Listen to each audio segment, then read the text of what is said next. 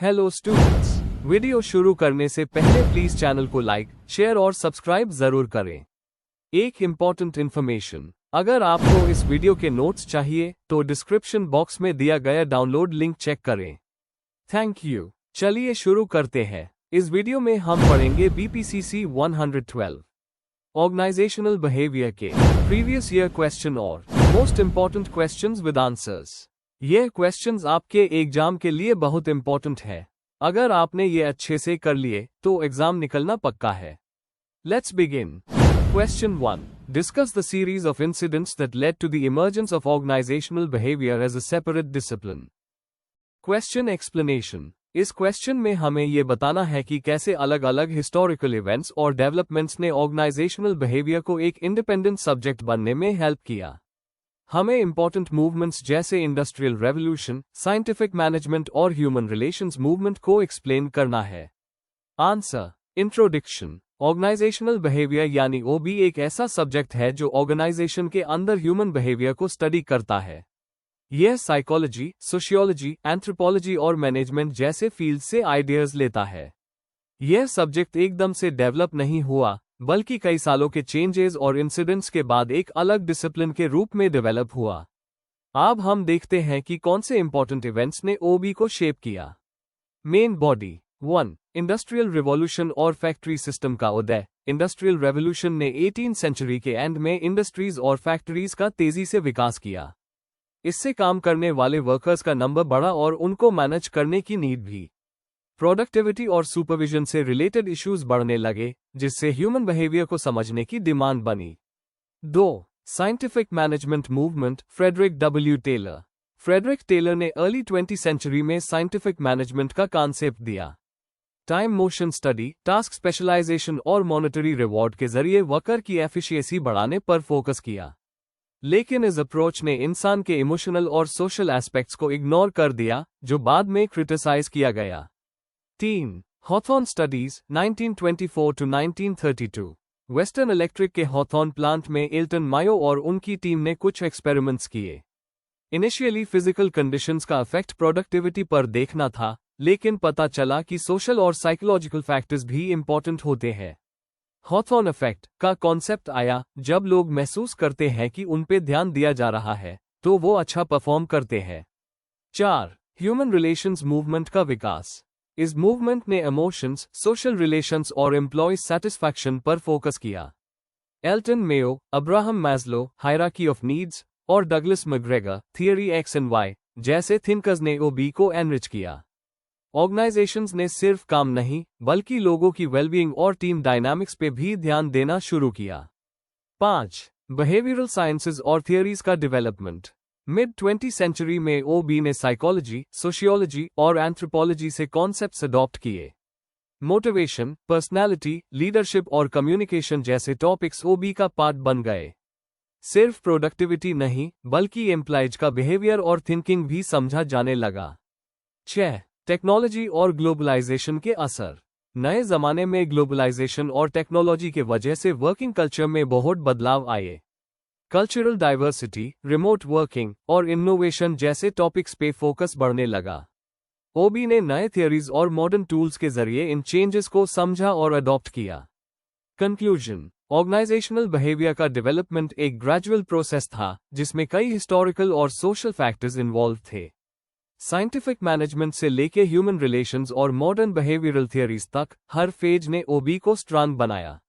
आज के समय में OB एक एसेंशियल सब्जेक्ट है जो ऑर्गेनाइजेशंस को ह्यूमन बिहेवियर समझने में मदद करता है। अगर आपको इस वीडियो के नोट्स चाहिए तो डिस्क्रिप्शन बॉक्स में दिए गए डाउनलोड लिंक को जरूर चेक करें। Thank you. Let's see the next question. Question 2. Discuss the issues and challenges facing the organization in dealing with the behavior of the employees in changing globalized market. Question explanation. इस question में आपसे ये पूछा गया है कि globalised और fast changing business environment में ऑर्गेनाइजेशंस को एम्प्लॉयज के बिहेवियर को समझने और मैनेज करने में क्या चैलेंजेस फेस करने पड़ते हैं। आपको ग्लोबलाइजेशन, टेक्नोलॉजी, कल्चरल डाइवर्सिटी और बदलते एम्प्लॉय एक्सपेक्टेशंस के बारे में लिखना है। आंसर। इंट्रोडक्शन। ऑर्गेनाइजेशनल बिहेवियर का मतलब होता है ऑर्गेनाइजेशन के अंदर लोग कैसे बिहेव करते हैं, उससे समझना और मैनेज करना। आज के ग्लोबल और फास्ट पेस्ड एनवायरनमेंट में ये काफी चैलेंजिंग हो गया है। ग्लोबलाइजेशन, नए टेक्नोलॉजीज, कल्चरल डिफरेंसेस और रिमोट वर्क जैसे फैक्टर्स एम्प्लॉय बिहेवियर को इम्पैक्ट करते हैं। इन चेंजेस के साथ ऑर्गेनाइजेशन को भी अपने आप को अडेप्ट करना पड़ता है। Main body. 1. ग्लोबलाइजेशन का वर्कफोर्स बिहेवियर पर इम्पैक्ट। ग्लोबलाइजेशन के वजह से वर्कफोर्स ज्यादा डाइवर्स हो गई है, अलग देशों और कल्चर्स के लोग एक साथ काम करते हैं। इस डाइवर्सिटी को मैनेज करना मुश्किल हो सकता है, कम्युनिकेशन गैप और वर्क स्टाइल डिफरेंसेस के वजह से मिसअंडरस्टैंडिंग होती है। एग्जाम्पल, यूएस का मैनेजर अगर इंडिविजुअलिज्म को वैल्यू करता है और जापानीज एम्प्लॉय कलेक्टिविज्म में बिलीव करता है, तो कॉन्फ्लिक्ट हो सकता है। 2. टेक्नोलॉजी और रिमोट वर्क के चैलेंजेस। डिजिटल टूल्स और ऑटोमेशन ने जॉब रोल्स को चेंज कर दिया है, एम्प्लॉयज को नए स्किल्स सीखने पड़ रहे हैं। कुछ लोग नए टेक्नोलॉजी से डरते हैं या अडेप्ट करने में प्रॉब्लम फील करते हैं। रिमोट वर्क में सुपरविजन कम होता है, टीम बॉन्डिंग वीक होती है और वर्क लाइफ बैलेंस भी डिस्टर्ब हो सकता है। एग्जाम्पल, रिमोट एम्प्लॉयज अकेला फील करते हैं और मोटिवेशन लूज करते हैं, जो उनकी परफॉर्मेंस को इम्पैक्ट करता है। 3. बदलते एम्प्लॉय एक्सपेक्टेशंस। आज के एम्प्लॉयज सिर्फ सैलरी नहीं चाहते, उन्हें मीनिंगफुल वर्क, फ्लेक्सिबिलिटी और करियर ग्रोथ भी चाहिए। अगर ऑर्गेनाइजेशन इन नीड्स को फुलफिल नहीं करता तो एम्प्लॉय डिसएंगेज्ड या रिजाइन कर सकता है। मिलेनियल्स और Gen Z flexible timing, open culture और इंक्लूसिव एनवायरनमेंट प्रेफर करते हैं। 4. लीगल, एथिकल और कल्चरल चैलेंजेस। एमएनसी को अलग अलग कंट्रीज के लॉस और एथिक्स को समझना पड़ता है। जो एक कंट्री में नॉर्मल है, वो दूसरी कंट्री में ऑफेंसिव हो सकता है। एचआर पॉलिसीज बनाते वक्त इन कल्चरल और लीगल फैक्टर्स का ध्यान रखना पड़ता है। Example, dress code, religious practices या gender roles country to country अलग होते हैं। 5. लीडरशिप स्टाइल्स और मैनेजमेंट अडेप्टेबिलिटी। ट्रेडिशनल लीडरशिप जैसे टॉप डाउन अप्रोच हर सिचुएशन में काम नहीं करती। आज के डाइवर्स टीम्स के लिए ट्रांसफॉर्मेशनल और पार्टिसिपेटिव लीडरशिप इफेक्टिव होती है। लीडर्स को कल्चरल इंटेलिजेंस और इमोशनल अवेयरनेस के साथ टीम मैनेज करनी चाहिए। कंक्लूजन, आज के ग्लोबल और डायनामिक एनवायरनमेंट में एम्प्लॉय बिहेवियर को मैनेज करना एक बड़ा चैलेंज है। ऑर्गेनाइजेशंस को इंक्लूसिव कल्चर बनाना होगा, टेक्नोलॉजी को एक्सेप्ट करना होगा और एम्प्लॉयज के एक्सपेक्टेशंस को समझना होगा। अगर ये बैलेंस सही रहा, तो प्रोडक्टिविटी और सेटिस्फैक्शन दोनों मिलेगा। अगर आपको इस वीडियो के नोट्स चाहिए, तो डिस्क्रिप्शन बॉक्स में दिए गए डाउनलोड लिंक को जरूर चेक करें। Thank you. Let's see the next question. Question 3. Define job satisfaction. Discuss the outcomes of job satisfaction. Question explanation. इस क्वेश्चन में हमें पहले जॉब सेटिस्फैक्शन का क्लियर डेफिनेशन देना है। उसके बाद बताना है कि जॉब सेटिस्फैक्शन का क्या इम्पैक्ट पड़ता है एम्प्लॉय और ऑर्गेनाइजेशन दोनों के पर्सपेक्टिव से। साइकोलॉजिकल, बिहेवियरल और ऑर्गेनाइजेशनल रिजल्ट्स पे फोकस करना है। आंसर। इंट्रोडक्शन। जॉब सेटिस्फैक्शन का मतलब है अपने काम को लेके एक इंसान कितना सेटिस्फाइड या खुश है। ये एक इमोशनल फीलिंग होती है जो इस बात पे डिपेंड करती है कि जॉब से जो उम्मीद थी वो मिल रही है या नहीं। ऑर्गेनाइजेशनल बिहेवियर में इसका बहुत इंपॉर्टेंट रोल है। एडविन लॉक जैसे साइकोलॉजिस्ट ने इस टॉपिक पर काफी रिसर्च किया है। Main body. 1. डेफिनेशन एंड की कंपोनेंट्स। जॉब सेटिस्फैक्शन एक पॉजिटिव इमोशनल स्टेट होती है जो तब होती है जब इंसान अपने काम से खुश हो।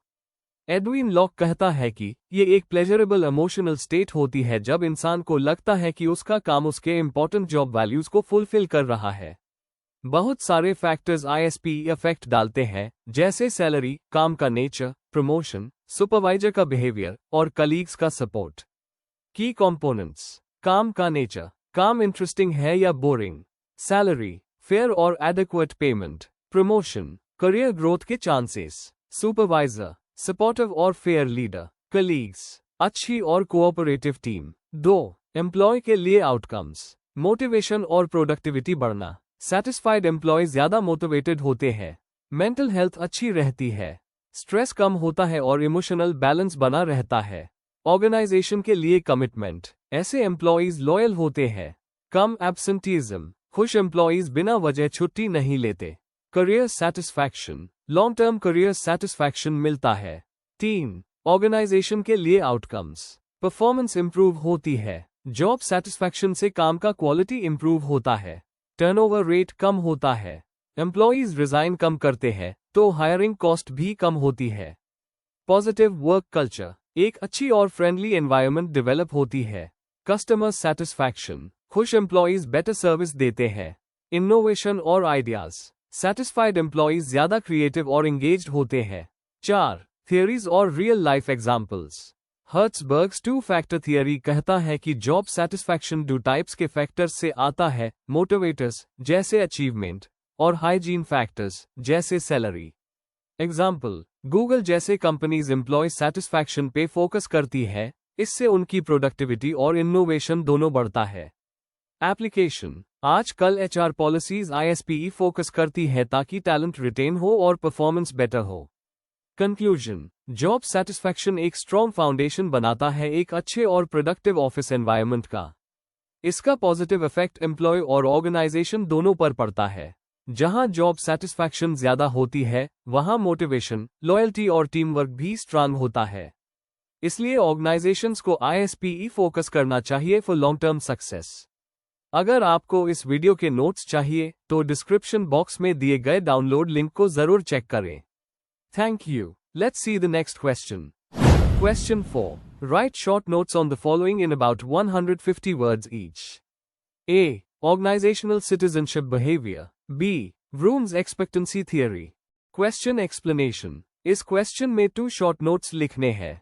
पहले पार्ट में हमें ऑर्गेनाइजेशनल सिटीजनशिप बिहेवियर OCB को एक्सप्लेन करना है और बताना है कि ये ऑर्गेनाइजेशन के लिए क्यों इंपॉर्टेंट है।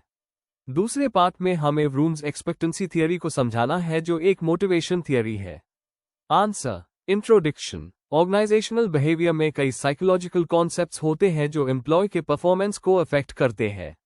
ऐसे ही 2 इंपॉर्टेंट टॉपिक्स हैं, ऑर्गेनाइजेशनल सिटीजनशिप बिहेवियर OCB और व्रूम्स एक्सपेक्टेंसी थियरी। OCB वो एक्स्ट्रा काम होते हैं जो एम्प्लॉय अपने मन से करता है बिना किसी रिवॉर्ड के। व्रूम की थियरी ये समझाती है कि लोग अपनी एफर्ट किस बेस पे डिसाइड करते हैं। दोनों ही कॉन्सेप्ट्स वर्कप्लेस को बेटर बनाने में मदद करते हैं। Main body. A. Organisational citizenship behaviour OCB। Definition. OCB का मतलब है ऐसे वॉलंटरी एक्शंस जो एम्प्लॉय अपने रोल के बियॉन्ड करता है और जो ऑर्गेनाइजेशन के लिए बेनिफिशियल होते हैं।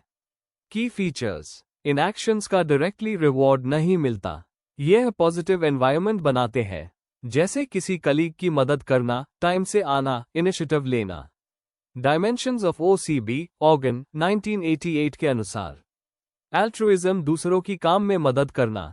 कॉन्शियसनेस अपने रोल से ज्यादा मेहनत करना। स्पोर्ट्समैनशिप डिफिकल्ट सिचुएशन में भी पॉजिटिव रहना। कर्टसी दूसरों को इन्फॉर्मेशन देके प्रॉब्लम्स अवॉइड करना। सिविक वर्च्यू ऑर्गेनाइजेशन के अफेयर्स में एक्टिवली पार्टिसिपेट करना। Importance of OCB।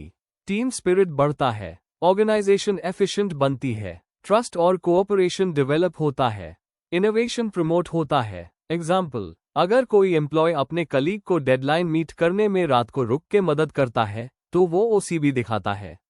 B. Vroom's expectancy theory. Definition. Victor Vroom ने 1964 में ये थियरी दी थी।